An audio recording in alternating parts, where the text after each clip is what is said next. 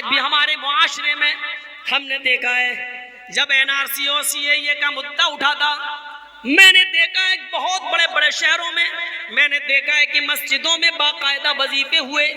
अल्लाह इस देश के प्रधानमंत्री की अकल घुमा दे फिरा दे, अमित शाह की खोपड़ी को घुमा दे फिरा दे।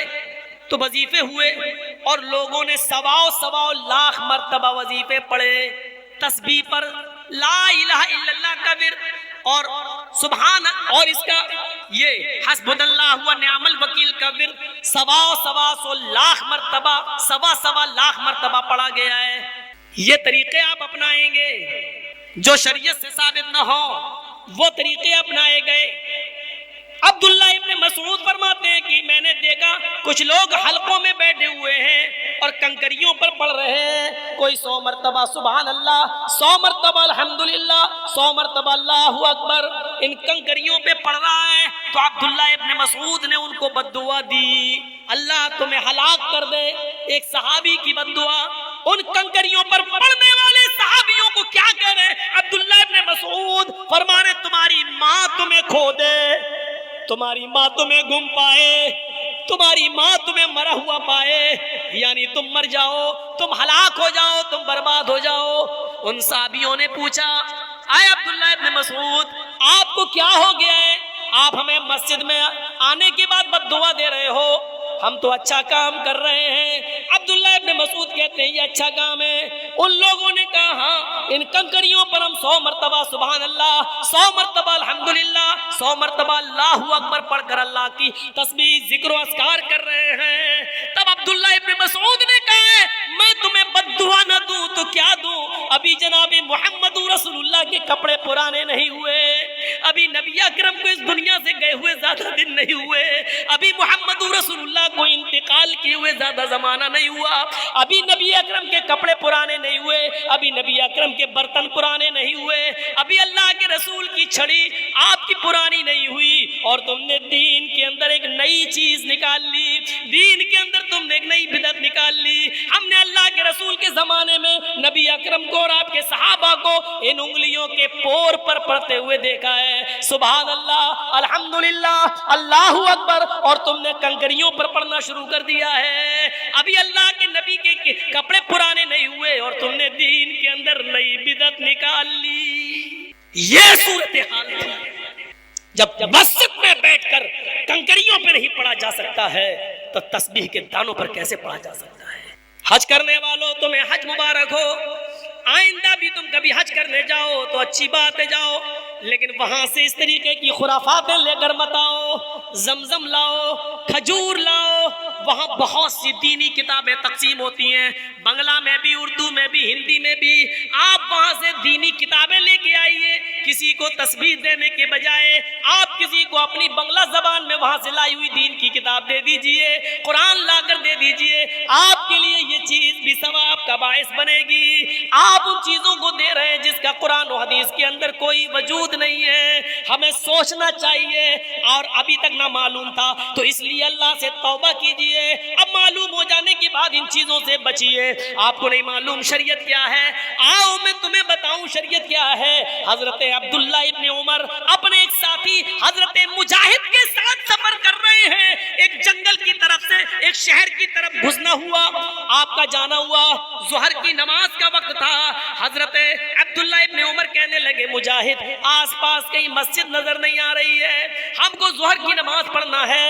हजरत मुजाहिद कहते हैं हाँ कोई मस्जिद तो नजर नहीं आती है। अभी दोनों गुफ्तगू ही कर रहे थे कि इतने में अजान की आवाज सुनाई दी, अल्लाहु अकबर अल्लाहु अकबर। हजरत मुजाहिद कहते हैं आए अब्दुल्ला इब्न उमर तुम्हें कहीं अल्लाह का नाम पुकारा, कोई अल्लाह का नाम पुकार रहा है क्या, तुम्हें आवाज लग रही है? हजरत अब्दुल्ला इब्न उमर ने कान लगाया, फरमाते हाँ आसपास ही कहीं मस्जिद है, अजान की आवाज आ रही है, चलो चलो जल्दी उस मस्जिद की तरफ चलते हैं। जैसे अब्दुल्ला इब्न उमर हजरत मुजाहिद के साथ उस मोहल्ले में पहुंचते हैं, मस्जिद का दरवाजा आ गया, हजरत उमर मस्जिद में दाखिल होना चाहते हैं, इतने में अजान का आखिरी जुमला अदा होता है, मुअज्जिन कहता है ला इलाहा इल्लल्लाह। हजरत उमर ने, अब्दुल्ला इब्न उमर ने समझा अजान हो गई है। अब मस्जिद के अंदर दाखिल होते हैं, इतने में मुअज्जिन जिसने अजान दी, अजान देने के बाद उसने एक लफ्ज, एक जुमला अपनी तरफ से अदा कर दिया, अस्सलातुल जामिया, अस्सलातुल जामिया। लोगों जल्दी आओ, मस्जिद में जल्दी आओ, नमाज खड़ी होने वाली है, नमाज खड़ी होने वाली है। देखिए कोई बुरा जुमला नहीं कहा, उसने नमाजी के लिए बुलाया, उसने सिर्फ ये कहा लोगों जल्दी आओ, मस्जिद में जमात खड़ी होने वाली है। अब्दुल्ला इब्न उमर ने मस्जिद में कदम रख दिया था। हजरत मुजाहिद से कहते हैं, मुजाहिद मेरा हाथ पकड़ो, मुजाहिद मुझे गशी आ रही है, मुजाहिद मुझे चक्कर आ रहे हैं, मैं गिर जाऊंगा। मुजाहिद कहते क्या हुआ? हजरत अब्दुल्ला इब्न उमर कहते हैं, मुजाहिद मुझे यहाँ से निकालो, इस मस्जिद में मैं नमाज नहीं पढ़ूंगा, ये बिदअतियों की मस्जिद है, ये बिदअतियों की मस्जिद है, इस मस्जिद से मुझे निकालो। मैंने अल्लाह के नबी के जमाने में सिर्फ अजान इतनी सुनी, ला इलाहा इल्लल्लाह, अजान का मतलब ही होता है नमाज के लिए आओ, लेकिन इसने अपनी तरफ से अस्सलातुल जामिया कह दिया कि जल्दी आओ, नमाज खड़ी होने वाली है। अपनी तरफ से कहकर इसने लोगों को बुलाया, ये नई चीज इसने इजाद कर दी है, बिदअतियों की मस्जिद है। आए मुजाहिद मुझे इस मस्जिद से निकालो, इस मस्जिद में मेरी नमाज नहीं होगी। पसंद नहीं जो 24 घंटे इबादत करते रहे और उनसे अनजाने में भी कोई गुनाह ना हो। आप कहेंगे मौलाना ये क्या कह रहे हो आप? हाँ, ऐसी मखलूक तो थी अल्लाह के पास जिनसे कोई गुनाह ना हो, ऐसी मखलूक तो थी अल्लाह के पास, फरिश्ते हर वक्त 24 घंटे अल्लाह की हम्द सना में लगे रहते हैं, अल्लाह की तारीफ में, अल्लाह की बड़ाई में, अल्लाह की इबादत में लगे रहते हैं। फिर उसने इंसानों को क्यों पैदा किया? हमें और आपको उसने इसीलिए पैदा किया, जज़ाकुमुल्लाहु अहसन, इसीलिए पैदा किया कि उसको ऐसी मखलूक की जरूरत थी जो दुनिया में आए, अल्लाह की इबादत करे, दुनिया में उससे गुनाह भी हो, और जब गुनाह हो तो वो अल्लाह से अपने गुनाहों की माफी मांगे। उसको ऐसी मखलूक की जरूरत थी, इसलिए उसने हमें और आपको पैदा किया। और कहता है अल्लाह, मेरे बंदो अगर तुम दुनिया में गुनाह करना छोड़ दो और तुमसे बिल्कुल कोई गुनाह ना हो, फरिश्ता बनने की कोशिश करोगे तो हम तुम्हें मिटा देंगे, तुम्हें भला कर देंगे। यस्तब्दिल कौमन गैरा कौमिन, हम तुम्हारी जगह पर दूसरी कौम ले आएंगे जो गुनाह करेगी और अल्लाह को पुकारेगी, अल्लाह से अपने गुनाह की माफी मांगेगी। अल्लाह को अच्छा लगता है जब कोई बंदा उससे अपने गुनाह की माफी मांगता है। मांगते हो? गुनाह हो जाते हैं, ठीक है, इंसान है, लेकिन माफी भी तो मांगो। जानबूझकर गुनाह न करो, अचानक हो जाए, धोखे से हो जाए, और जानबूझकर अगर कभी हो जाए तो ऐसी तौबा करो कि अल्लाह आइंदा कभी इस गुनाह के करीब नहीं जाएंगे। इसलिए पूरी नमाज आप देख लीजिए, अल्लाहु अकबर, अल्लाहुम्मा बाइ, पहला जुमला सुभानक अल्लाहुम्मा व बिहम्दिका व तबारक अस्मुका, ये दुआ है, मैं ये नहीं कह रहा हूँ, लेकिन बुखारी में नहीं है ये दुआ। बुखारी की जो हम आपके सामने पढ़ रहे हैं वो सबसे आला और अरफा और सबसे बेहतर दुआ ये है। अल्लाहु अकबर कहकर जब आप नियत बांधे तो पहले लफ्ज क्या पढ़ेंगे? अल्लाहुम्मा बाइद बैनी व बैना खताया। हाय हाय, क्या जुमले हैं। आय अल्लाह, मेरे गुनाहों को, मेरी खताओं को तू दूर कर दे। कितना दूर? कमा बाअता बैनल मशरिक़ वल मग़रिब, जितनी दूरी पूरब और पश्चिम के दरमियान है, जितनी दूरी तूने मशरिक और मगरिब के दरमियान रखी है, पूरब और पश्चिम के दरमियान रखी है, उतनी दूरी तू मेरे गुनाहों में और मेरे दरमियान कर दे। यहीं से मांगना शुरू हो रहा है।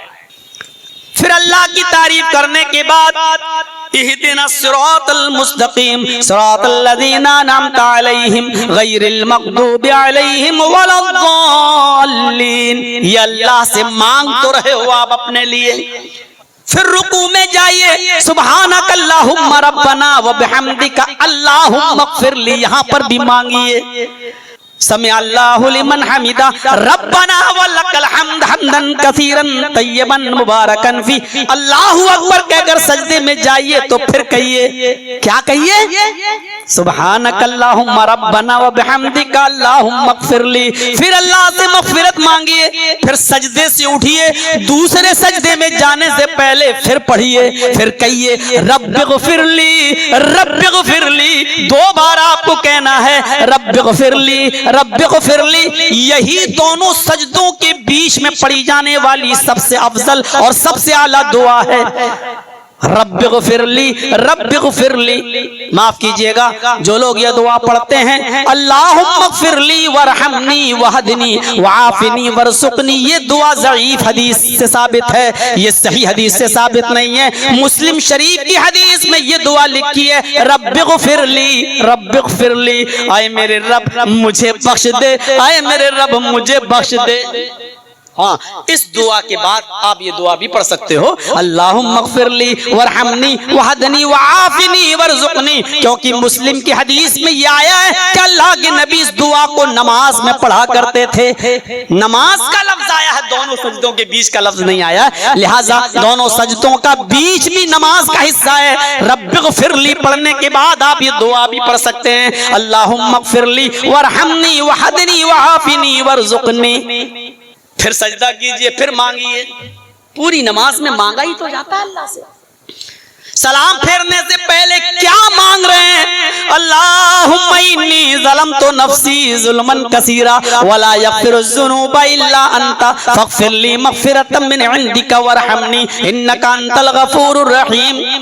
आप रुकू से उठ रहे हैं, फिर सजदे में जा रहे हैं, पैर मुड़े हुए हैं, नसें खिंच रही हैं, ये आपकी मस्कुलर जो नसें होती हैं ये सब खिंच रही हैं, ब्लड सर्कुलेशन आपका बढ़ रहा है। सजदे में जब आप जा रहे हैं तो खून का सर्कुलेशन आपकी दिमाग की एक एक नस तक पहुंच रहा है। डॉक्टर मोरिस बुकाय अमेरिका का सबसे बड़ा डॉक्टर है, ब्रेन का सबसे बड़ा डॉक्टर है दिमाग का, वो कहता है कि जो लोग 5 वक्त की नमाज पढ़ते हैं और वैसा रुकू और सजदा करते हैं जैसा मोहम्मद रसूलुल्लाह ने बताया है, तो इस आदमी को रीढ़ की हड्डी की प्रॉब्लम कभी नहीं हो सकती है। और जैसा सजदा मोहम्मद ने बताया, जो वैसा सजदा करते हैं तो उन लोगों को ब्रेन हैमरेज कभी नहीं हो सकता है, क्योंकि दिमाग की एक एक रग और एक एक नस तक ब्लड का सर्कुलेशन वहां तक पहुंच जाता है, खून वहां तक पहुंच जाता है, ब्लड वहां तक पहुंच जाता है, जो दिमाग की रगों को तरोताजा कर देता है।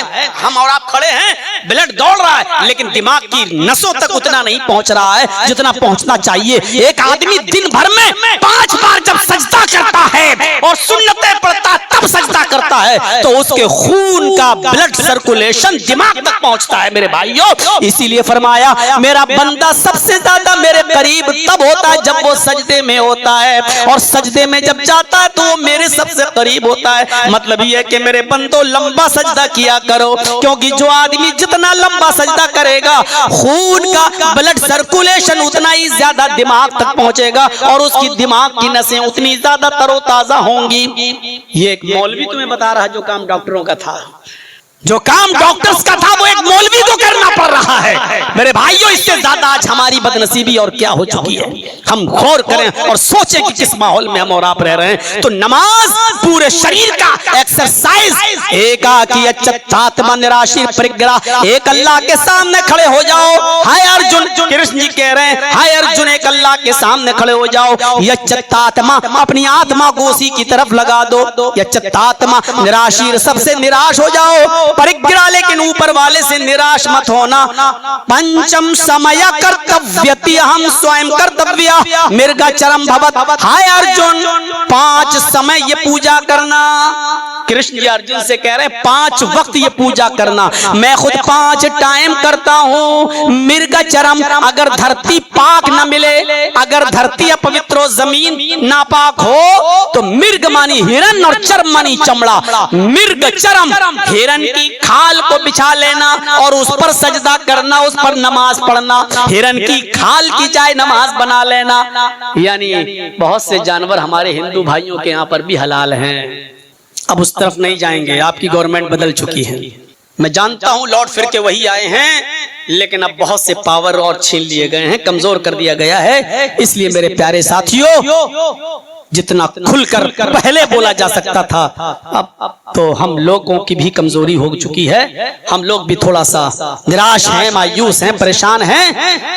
आप लोगों के यहाँ जो रिजल्ट आया है उससे हम यूपी वालों को बहुत अब डर महसूस होने लगा है, खतरे महसूस होने लगे हैं, और होना भी चाहिए, क्योंकि ये संकेत था, क्योंकि उनको हर हाल में बिहार जीतना था और जीत गए। और यहीं से ये मैसेज देना था कि अभी यूपी भी हमारा है और पूरा हिंदुस्तान हमारा है, वो अपने मकसद में कामयाब हैं। तो मेरे भाइयों, नमाज भी दूसरे नंबर पे आती है और ये भी हिंदू धर्म के अंदर है। जहाँ तीसरी चीज ज़कात दो, तो वहाँ हिंदू धर्म में भी तीसरी चीज बताई गई, दानम दीक्षिता, दान दो। हिंदू धर्म में भी दान है। हमारे यहाँ चौथी चीज, रमजान के रोजे रखो। हिंदू धर्म में भी व्रतधारी, व्रत, उपास, फास्ट। हाँ, हमारे और हिंदू धर्म के रोजे में थोड़ा नहीं, बहुत बड़ा फर्क है। हमारे रोजे ये है कि सुबह मगरिब, सुबह फजर से पहले, सुबह सादिक से पहले आपको सहरी कर लेनी है और सुबह सादिक के बाद कुछ नहीं खाना है, न पीना है, और शाम को सूरज के गुरूब होने तक आप कुछ नहीं खा सकते हो, कुछ नहीं पी सकते हो। लेकिन हिंदू धर्म में भी व्रत है, हर मंगल का रोजा है, उपास रख लो।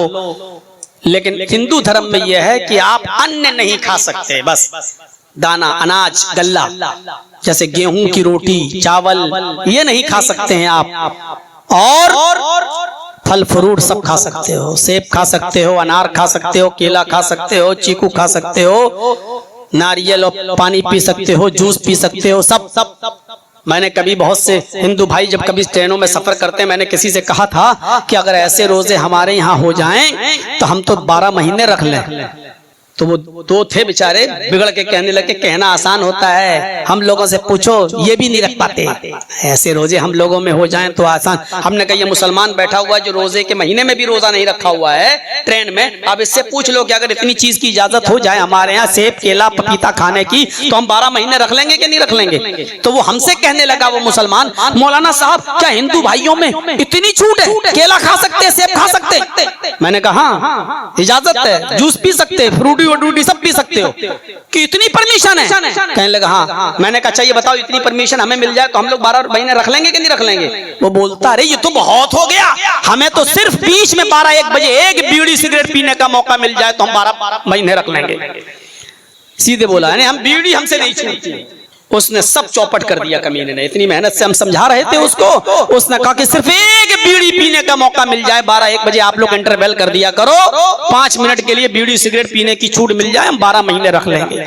तो रोजा हिंदू भाइयों में भी है, रोजा हमारे यहाँ पर भी है, शक्ल थोड़ी सी बदल गई। और 5वीं चीज, वतहुज्जल बैत, हज करो। हिंदू धर्म में भी हज है, हमारे यहाँ है हज, उनके यहाँ है तीर्थ यात्रा, वो भी गंगा जाते हैं। हम लोग भी ऐसे शहर में जाते हैं जहां जमजम है, हम लोग जमजम लाते हैं, वो गंगा जल लाते हैं। हम लोग भी बिना सिला हुआ कपड़ा हालत एहराम में पहनते हैं, वो लोग भी बिना सिला हुआ कपड़ा पहनते हैं।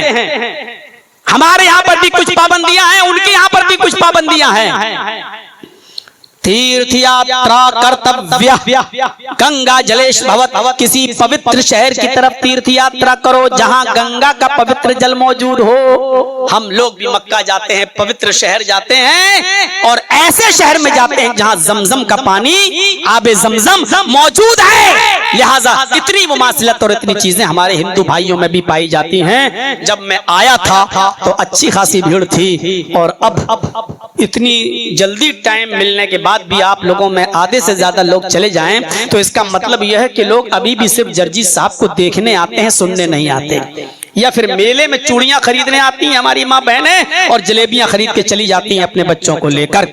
इस आदमी ने बड़ी मेहनत की है, शीश मोहम्मद ने।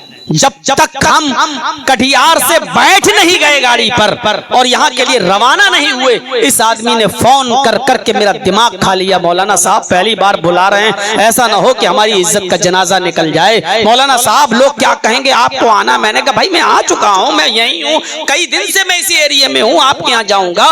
बड़ी मेहनत से इस आदमी ने प्रोग्राम लिया। मदरसा चलाता है, मदरसा चलाना कितना मुश्किल काम है, शायद हमें और आपको उसका अंदाजा नहीं है। मुझ जैसा मशहूर आदमी, मुझ जैसा मशहूर आदमी जो चाहे तो बड़ी आसानी से मदरसा चला सकता है, चाहे तो पूरे हिंदुस्तान में अपने ताल्लुकात की बुनियाद पर हजारों अमीरों दौलतमंद लोगों से पैसा लेकर, चंदा लेकर मदरसा में चला सकता हूं, लेकिन मैंने इटावा में एक मदरसा खोला था। यकीन मानिए 2 साल के बाद हमारी हिम्मत जवाब दे गई, ताने नहीं सुन पाए। किसी ने कहा अरे चलाते हैं तो इतना खा जाते होंगे, इतना चंदा होता होगा, इतना खा जाते होंगे, ये कर जाते होंगे। मैंने कहा भैया मेरे लिए तकरीर वाली जिंदगी बेहतर है। मदरसा मैंने छोड़ दिया, बंद कर दिया।